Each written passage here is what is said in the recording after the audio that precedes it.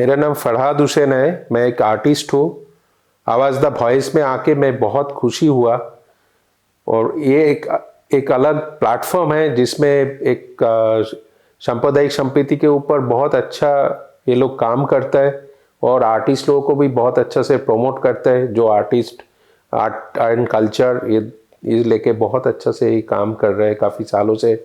और इसका एक अच्छा वेबसाइट भी है जिसको प्रमोट कर रहा है आर्टिस्ट लोगों को। तो मेरे आके बहुत खुशी हुआ इधर, जो ये लोग ये अच्छा काम कर रहे हैं।